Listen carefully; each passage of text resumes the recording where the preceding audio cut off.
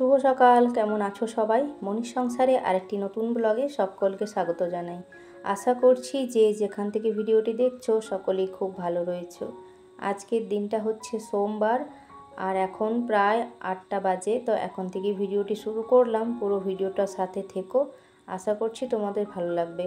সকালবেলা যে টুকটাক কাজগুলো থাকে তো সেগুলো তো হয়ে গেছে, তারপর মেয়েকে স্কুল পৌঁছে দিয়ে তারপর এই যে ঘরের কাজগুলো শুরু করলাম। সকাল থেকে তো আজকে মনটা বেশ ভালোই ছিল, তবে কি জানো তো, এখন গিয়ে হচ্ছে মনটা ভালো নেই, মানে মুডটাই পুরো খারাপ হয়ে গেল।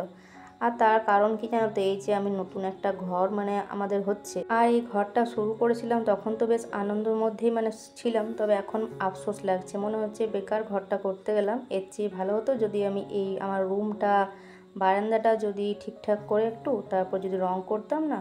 অনেক বছর হলো রং করাও হয়নি, তো এটা করলে বোধহয় ভালো হতো।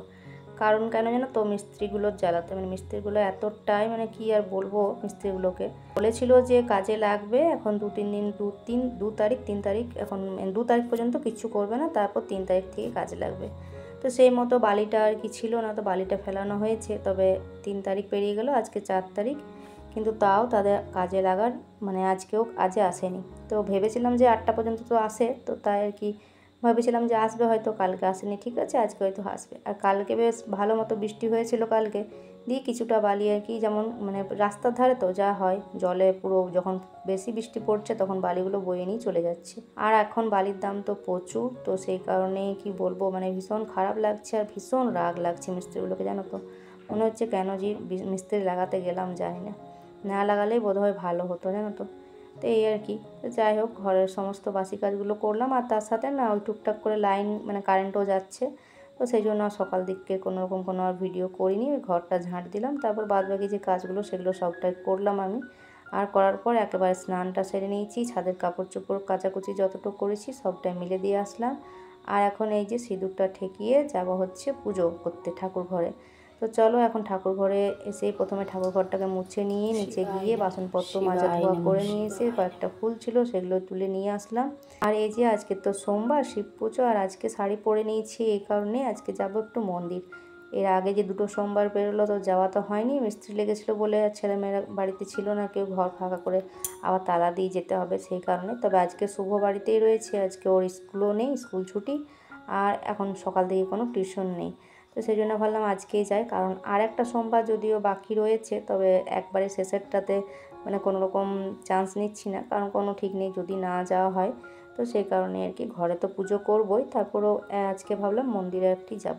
তো এই যে ঘরের শিব ঠাকুরটাকে তো এমনিতে প্রত্যেক দিনই জল দিয়ে থাকি, তবে এখন সোমবার বিশেষ করে, আর তারপর শ্রাবণ মাসের সোমবার চলছে, তো চন্দন, ঘি, মধু, আতপ চাল, ফুল সবটাই দিয়ে নিলাম জল, এই যে, আর ধূপকাঠি আর বেলপাতা। ভেবেছিলাম যে যদি ওর বাবা সব ঘরে থাকে তাহলে বলবো নিয়ে আসতে, তবে ও তো মর্নিং শিফটে ডিউটি গেছে, তো বেলপাতা তাই আর পেলাম না। তো যাই হোক, ফুল দিয়ে পুজো করলাম। বাবা ভোলানাথ একটুতেই খুশি, সাদা ফুল দিলেও হয় আর তার সাথে হচ্ছে জল দিলেই হয় আর কি।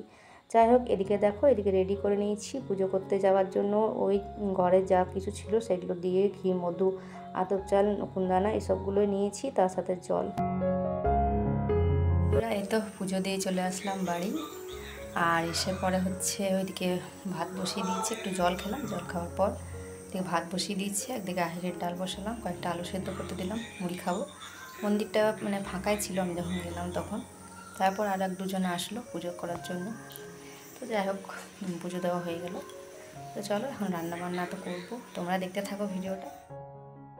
আর এখন হচ্ছে জল খাবার খেয়ে নিয়ে এই যে এদিকে সবজিপাতিগুলো বানাতে বসেছি। আর কি জানো তো, মন্দিরে গেছিলাম, ভেবেছিলাম যে ফোনটা নিয়ে যাব, তবে কোন হাতে নিয়ে যাব, এক হাতে জলের ঘটি নিয়েছিলাম, এক হাতে ওই যে প্লেটটাতে যেগুলো সাজিয়েছিলাম সেটা নিয়েছিলাম। তো যাই হোক, সেই জন্য আর ফোন নিয়ে যায়নি, কেউ যদি সাথে যেত তাহলে হচ্ছে ফোনটা নিয়ে যাওয়া হতো, ভিডিও করা হতো। তবে যাই হোক, পুজো করে আসার পর এইদিকে দেখো আমার মেয়েও চলে এসেছে স্কুল থেকে, আর স্কুল ড্রেসটা এসে নিয়ে খোলার তো নাম নেই, কী আমাকে একবার করে বলতে আসছে।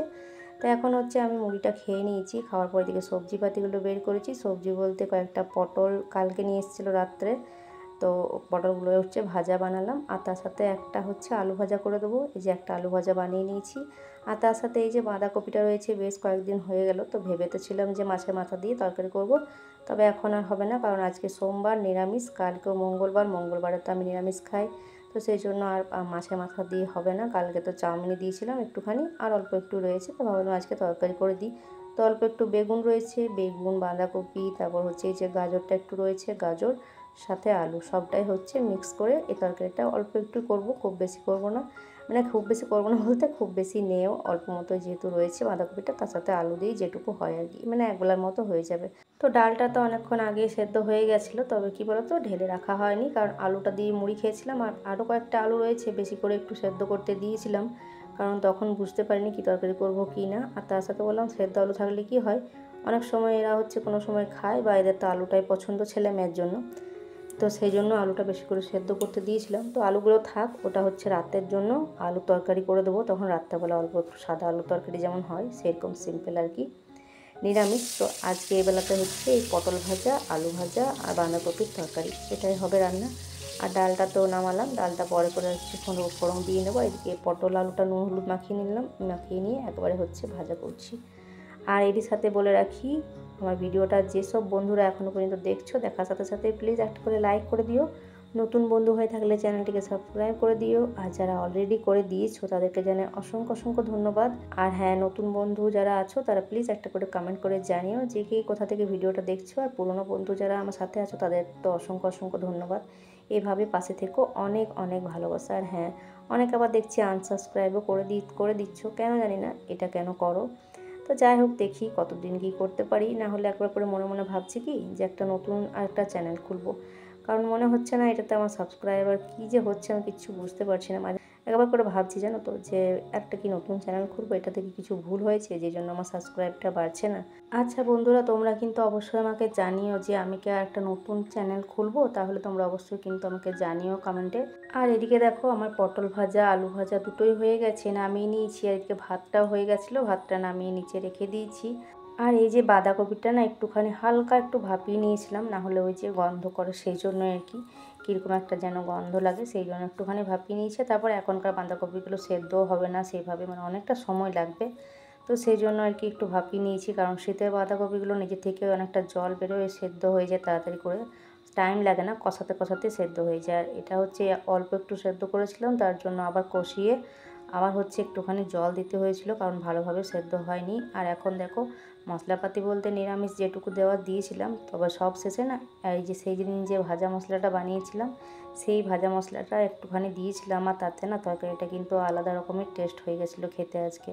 আমার ছেলেও বলছিল মানে ভালো লাগছে অন্য দিনের থেকে, নিরামিষ কিন্তু তাও ভালো লাগছে, ওই মশলাটা দেওয়ার জন্য টেস্টটা পুরোপুরি চেঞ্জ হয়ে গেছে। তো তরকারিটা এই যে হয়ে গেছে, নামিয়ে নিয়েছি। আর চলো এখন পুরোপুরি রান্নাঘরটাকে এখন পরিষ্কার করব।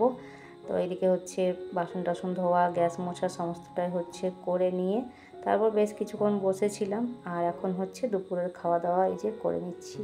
তো দুপুরের খাওয়া দাওয়া করতে বসেছি, তরকারিটা খেতে কিন্তু ভীষণ ভালো লাগছে। আর আমার ওই আহিরের ডাল খেতে খুব একটা ভালো লাগে না, আর তার জন্য না আমি ডাল নিইনি।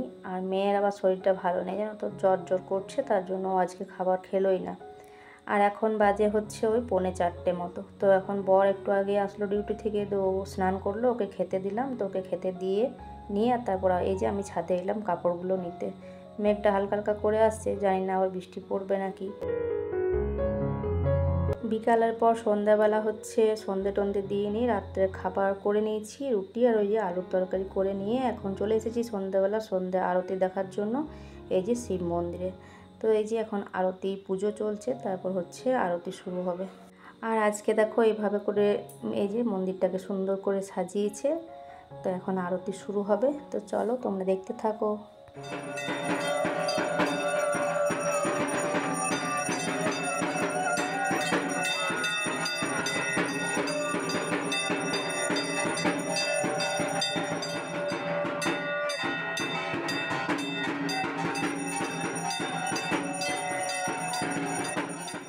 তো এই আরতি হতে হতে না বেশ অনেকটা সময় লাগে, মোটামুটি ওই 7:30 ওই কোন সময় থেকে শুরু হয়, আধ ঘন্টা প্রায় লেগে যায়, আধ ঘন্টা থেকে বেশিতে কম নয়। তো অনেক কিছু দিয়ে আরতি করা হয়। তো প্রথমে হচ্ছে আরতি, তারপর ধুনুচি, তারপর ধূপ, আরও অনেক কিছু আছে সেগুলো দিয়ে সমস্তটাই আরতি করা হয়। আর সব শেষে হচ্ছে আবার প্রসাদও দেওয়া হয়, তবে আজকে পুরোহিত অন্য এসেছে। এর আগে তোমাদের সাথে শেয়ার করেছিলাম আরতিটা, তো তখন সেদিনকে পুরোহিত আলাদা ছিল, আজকে আলাদা। তো তো চলো এখন প্রসাদ নিয়ে আর তারপর হচ্ছে বাড়ি যাব। মেয়েও এসেছে আমার সাথে, তো মেয়েরটা আমি নিলাম কারণ গরম গরম সুজি রয়েছে। তো চলো আজকের মতো আসি, টাটা।